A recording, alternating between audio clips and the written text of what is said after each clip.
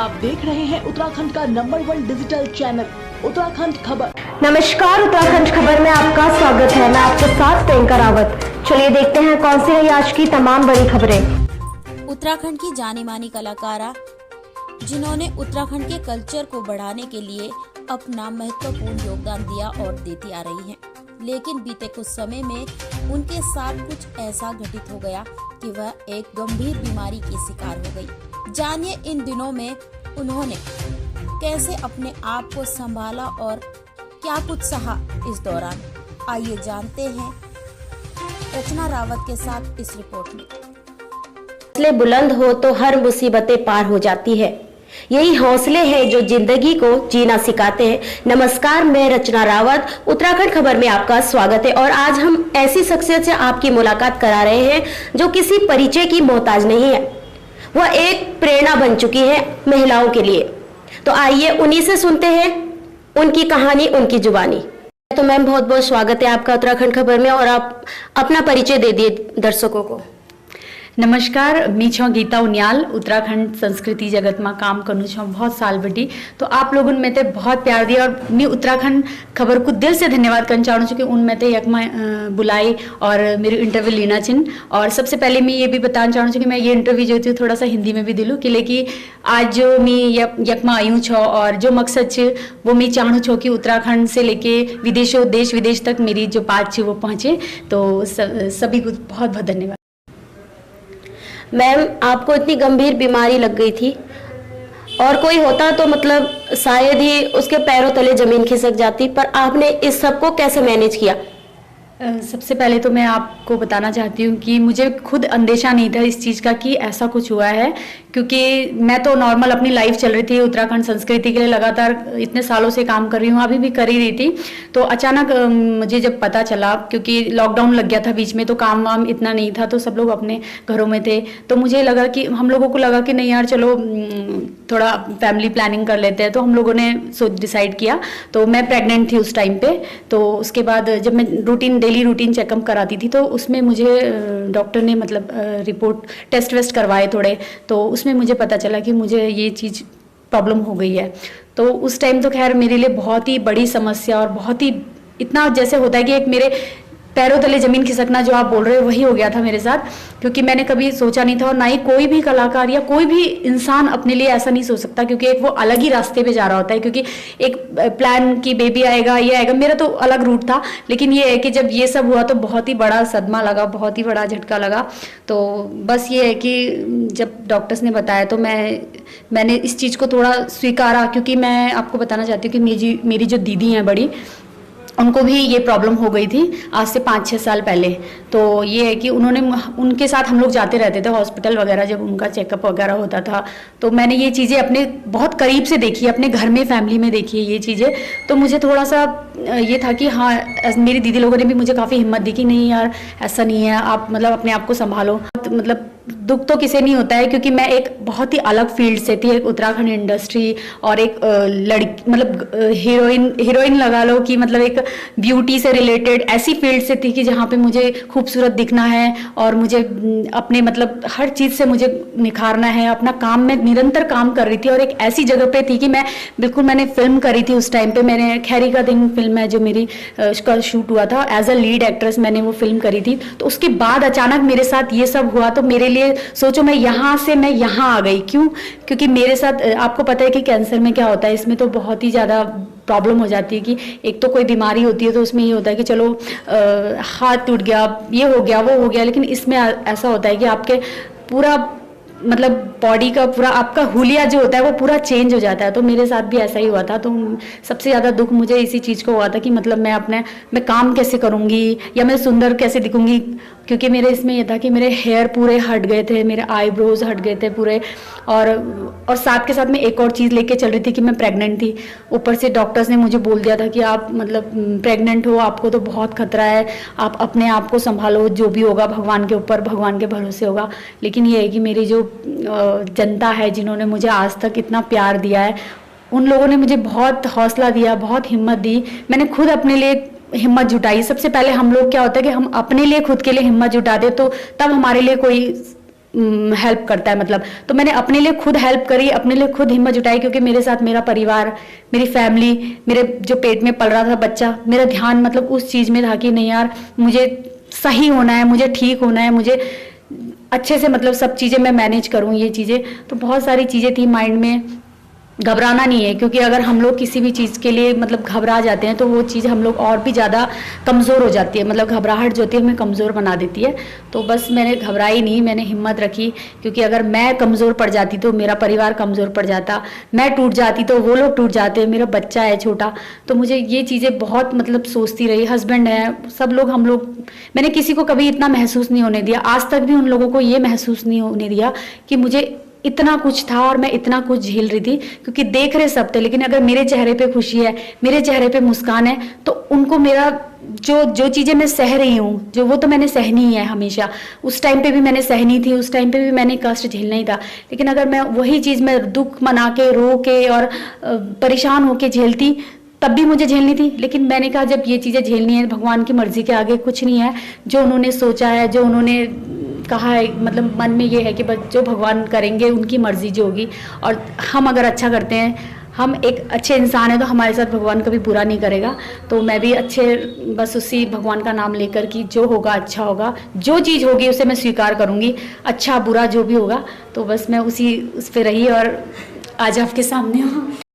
और इस मुश्किल की घड़ी में फैमिली का तो आपके साथ पूरा सपोर्ट रहा है, पर क्या आपके उत्तराखंड सरकार का भी कुछ सपोर्ट रहा आपके साथ में, कि आप उत्तराखंड की कलाकारा हैं और उत्तराखंड की संस्कृति को बचाने का प्रयास कर रही हैं लगातार?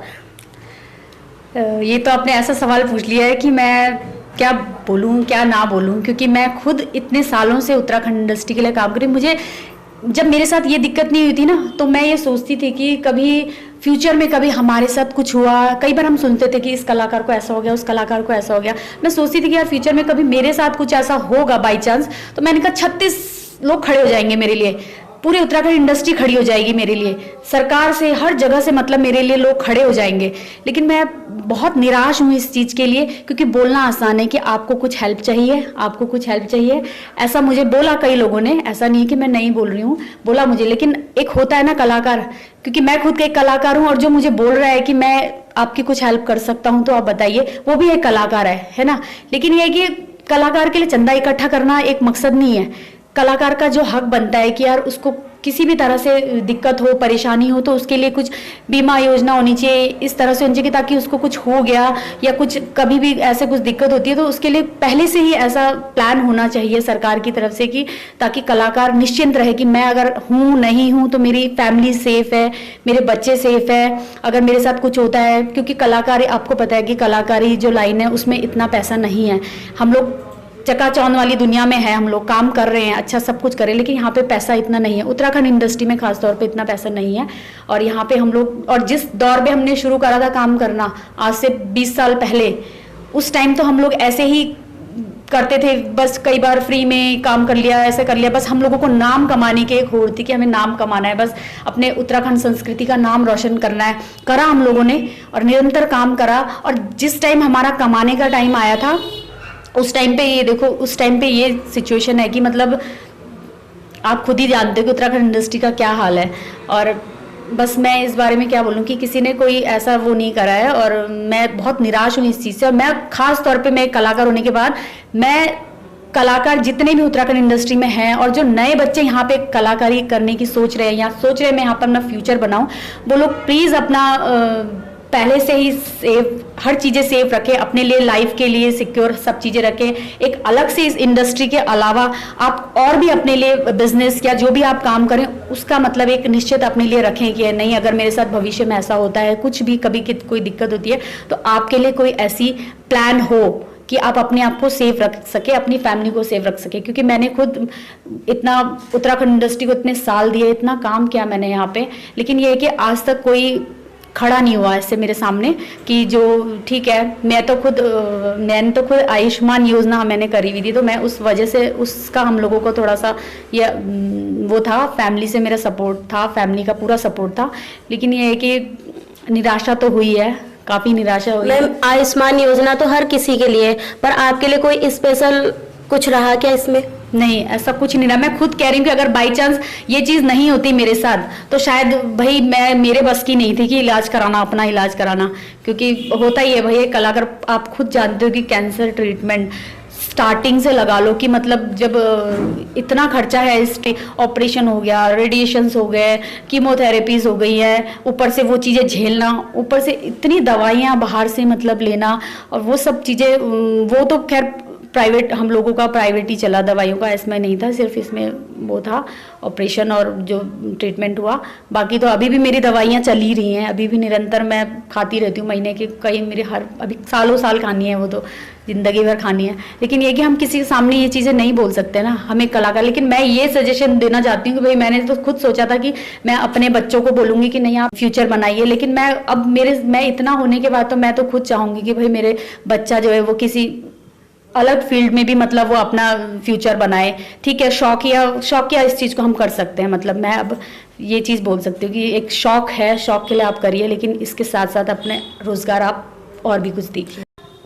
मतलब इस फील्ड में कोई कैरियर नहीं है जब तक सरकार इसमें कोई कदम नहीं उठाती ठोस कि हाँ तुम्हारे लिए कुछ योजना है या कुछ है। तो मैं खुद एक बात सुनो, आपको मैं एक बात बताती हूँ, मैं एक मुद्दा और उठाती हूँ कि यहाँ पे जैसे कि मैं बहुत सालों से उत्तराखंड इंडस्ट्री के लिए काम कर रही हूँ। सब लोग बोलते हैं आप बहुत सीनियर कलाकार हो, आपने बहुत उत्तराखंड इंडस्ट्री के लिए काम किया है, लेकिन जहाँ बात आती है संस्कृति विभाग की भी बात आती है यहाँ पे कि संस्कृति विभाग के कलाकार, और हमें प्राइवेट कलाकार माना जाता है यहाँ पर कि मतलब हम लोग संस्कृति विभाग के नहीं है तो हम वहाँ पे रजिस्टर्ड नहीं है। मैं खुद रजिस्टर्ड नहीं हूँ वहाँ पे, और अगर बाई चांस यही दिक्कत किसी संस्कृति विभाग के किसी कलाकार के साथ होती तो उसके लिए निरंतर मुझे निश्चिंत है कि उसे कहीं ना कहीं से कोई ना कोई हेल्प मिलती। लेकिन क्या अगर मैं वहाँ रजिस्टर्ड नहीं हूँ तो मैं उत्तराखंड की कलाकार नहीं हूँ?